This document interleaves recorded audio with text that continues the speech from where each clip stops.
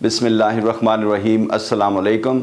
भोजा एयरलाइंस की कराची से इस्लामाबाद आने वाली परवाज़ 213 बोइंग 737-236 इस्लामाबाद एयरपोर्ट पर लैंडिंग से चंद लम्हे पहले अपनी फ़ाइनल अप्रोच पर ख़राब मौसम के बायस गिरकर तबाह हो गई। इस हादसे में 121 मुसाफिर और अमले के 6 अरकान हलाक हो गए। यह हादसा ख़राब मौसम में पायलट्स की गलत फ़्लाइट मैनेजमेंट की वजह से पेश आया। पायलट इस जहाज़ में नस्ब ख़राब मौसमी हालात से जहाज़ को महफूज रखने के सोफिस्टिकेटेड निज़ाम को ठीक तरीके से हैंडल ना कर सके और इस्तेमाल ना कर सके। इसकी वजह इनकी इस इक्विपमेंट पर नाकाफ़ी ट्रेनिंग थी, जिसकी ज़िम्मेदार भोजा एयरलाइन कंपनी थी।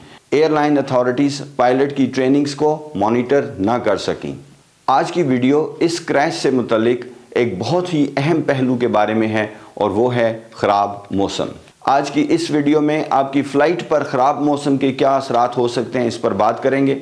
मैं आपको बताना चाहता हूं कि कौन कौन से मौसमी हालात किस किस तरीके से आपकी फ़्लाइट पर असरअंदाज हो सकते हैं। Crosswind landing challenges. Crosswind landing pilot के लिए एक ज़बरदस्त चैलेंज होती है। स्ट्रॉन्ग क्रॉसविंड जहाज़ की स्टेबिलिटी और कंट्रोल को मुतासिर करती है और पायलट को जहाज़ के फ़्लाइट पाथ बरकरार रखना मुश्किल हो जाता है।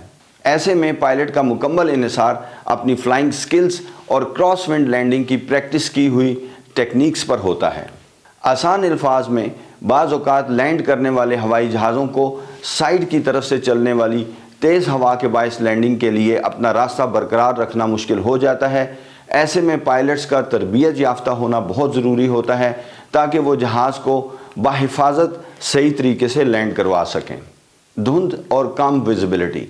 धुंध के बायस विजिबिलिटी यानी आप कितनी दूर तक देख सकते हैं बहुत बुरी तरह मुतासर होती है। पायलट्स के लिए लैंडिंग, टेक ऑफ और एयरपोर्ट पर ऑपरेट करने में शदीद मुश्किलात पैदा हो जाती हैं। मसलन धुंध इतनी गहरी है कि लैंडिंग के लिए आने वाले जहाज़ को रनवे नज़र नहीं आ रहा या टेक ऑफ करने वाला जहाज़ रनवे पर पहुंच चुका है लेकिन विजिबिलिटी उसके सेफ्टी मिनिमा से कम है, यानी पायलट को रनवे जितनी दूर तक नज़र आना चाहिए वो उसे नज़र नहीं आ रहा, इसलिए ये जहाज़ अब टेक ऑफ नहीं कर सकता। लैंडिंग के बाद पार्किंग की तरफ जाने वाला जहाज़ गहरी धुंध के बायस अपने स्टैंड तक नहीं पहुंच सका या फिर डिपार्चर पुशबैक हुआ है लेकिन धुंध में गुम हो गया है। मेरी लाहौर एयरपोर्ट पर एक नाइट ड्यूटी में ऐसा ही हुआ। बोइंग 747 टारमेक पर गुम हो गया और हमें उसे ढूंढकर वापस पार्किंग स्टैंड पर लाते हुए 2 घंटे लग गए।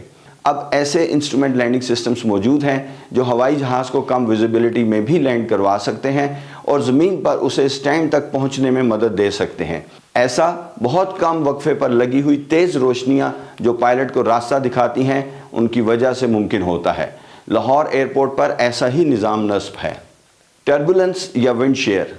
किसी भी फ़्लाइट के नाहमवार होने और मुसाफरों के बेआराम होने में हवाई जहाज़ के इर्द गिर्द की हवा की नकलो हरकत में अचानक तब्दीली का बहुत अहम किरदार है। इसे हम टर्बुलेंस कहते हैं। इसके अलावा हवाई जहाज़ के कुछ खौफनाक हादसात विंड शेयर की वजह से भी हुए हैं, यानी हवा की रफ्तार या सिमत में अचानक बड़ी तब्दीली की वजह से भी हुए हैं। पायलट्स को टर्बुलेंस और विंड शेयर की रिपोर्ट्स महकमा मौसमियात यानी मैक डिपार्टमेंट से या फिर एयर ट्रैफिक कंट्रोल से मिलती रहती हैं। सबसे ज़्यादा मुस्तनद रिपोर्ट एयर ट्रैफिक कंट्रोल से मिली होती है, जो किसी भी जहाज़ ने, किसी भी ऐसी फ़्लाइट ने रिपोर्ट की होती है जो इस तरह की जगह से गुजरा हो जहाँ टर्बुलेंस या विंड शेयर पाई जाती है। एयर ट्रैफिक कंट्रोल हर आने वाले जहाज़ को उस वक्त तक ये इन्फॉर्मेशन देता रहता है जब तक इनमें से कोई जहाज़ ये रिपोर्ट ना कर दे कि अब ऐसा कुछ भी नहीं है। टर्बुलेंस दौरान प्रवास जब फ़्लाइट अपने क्रूजिंग लेवल पर होती है तो मिलती है। आपने अक्सर पायलट की अनाउंसमेंट्स जो फ़्लाइट के नाहमवार होने की वजह से हो सकती हैं ज़रूर सुनी होंगी। दुनिया में बहुत सी जगहों पर टर्बुलेंस की वजह से होने वाले हादसात ने हमें एक ही सबक सिखाया है कि जब आप सीट पर बैठे हों तो सीट बेल्ट लाजमी बांधे रखें। विंड शेयर में हवा की रफ्तार और रुख में अचानक बड़ी तब्दीली हो सकती है और अगर ये जहाज़ के फाइनल अप्रोच पर यानी जब लैंडिंग के लिए जहाज़ अपने व्हील्स डाउन कर लेता है या टेक ऑफ के फ़ौरन बाद मिले तो ये बहुत ख़तरनाक साबित हो सकती है। लैंडिंग और टेक ऑफ दोनों इंतहाई ख़तरनाक और क्रिटिकल पोजीशंस हैं। दुनिया में होने वाले हवाई जहाज़ों के 90% से ज़्यादा हादसात इन्हीं 2 जगहों पर हुए हैं। इसी सिलसिले में एक और बात भी आपको बताता चलूं कि हमारी मोबाइल डिवाइसेस जो हमारे पास होती हैं जब हम जहाज़ में सफ़र कर रहे होते हैं, वो जहाज़ के निज़ाम के साथ इंटरफेयर करके उसकी फ़्लाइंग में डिसरप्शन पैदा कर सकती हैं। इसीलिए जब आपको लैंडिंग और टेक ऑफ पर मोबाइल फ़ोन और डिवाइसेस ऑफ़ करने का कहा जाए तो इस पर ज़रूर अमल करें, अपनी और दूसरे पैसेंजर्स की सेफ्टी की खातिर।